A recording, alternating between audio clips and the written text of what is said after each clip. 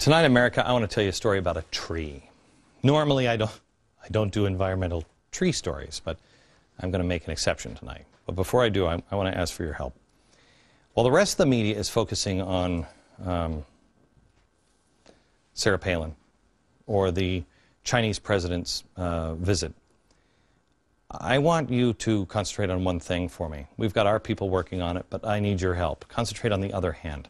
Today it was announced that Obama is planning a government-wide review of all federal regulations. Sounds like a Cass Sunstein utopia. He plans to use executive orders to initiate all of this. He says he just wants to make sure we avoid excessive, inconsistent, and redundant regulation. Cass Sunstein territory. Watch the other hand. We'll be following this, but we need you as a watchdog to watch as well. Please let us know. All right, back to the tree. I want to show you this tree. This tree lived for about 100 years. It was unique. It was unique. Look at all the other trees. There was nothing like this tree. Big, powerful. No one in the neighborhood had one quite like this. For the past 100 years, kids put ropes in its branches, family after family. One family had a swing with a tire right there. 1911, shortly before Woodrow Wilson started to destroy our nation, there were children climbing in this tree's branches. Parents told their children stories under this tree. Families picnicked, put tents out for their kids in the summer. A century of lovers whispered sweet things to each other while listening to the rustle of its leaves.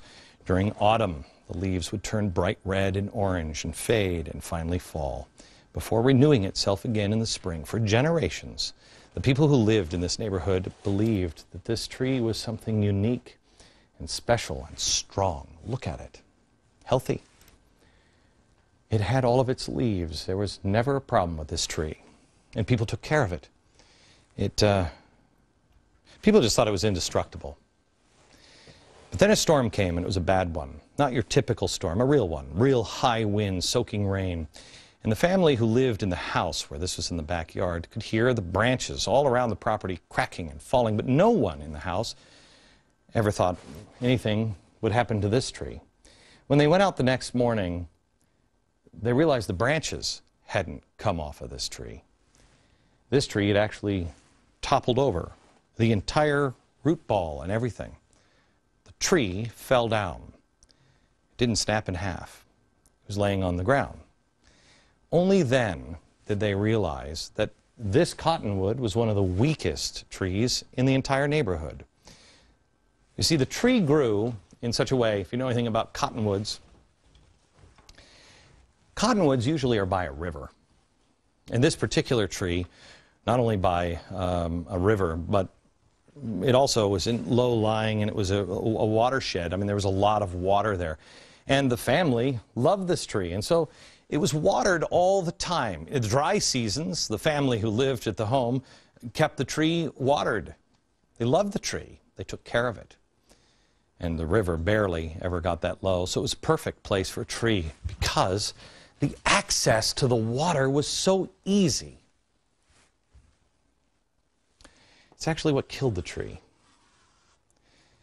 Because while other trees had to have roots that were deep, all the roots of this tree were horizontal.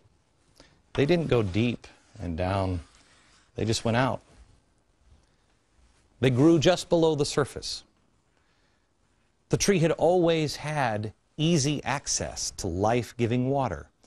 It had provided wonderful times, lots of memories for several generations, and people in that neighborhood thought it was so strong it could never come down.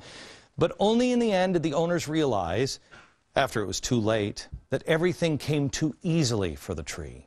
So when the winds came, it was easily uprooted. The tree could weather some storms, a lot of storms, but just not big storms. I mean, that's all I have.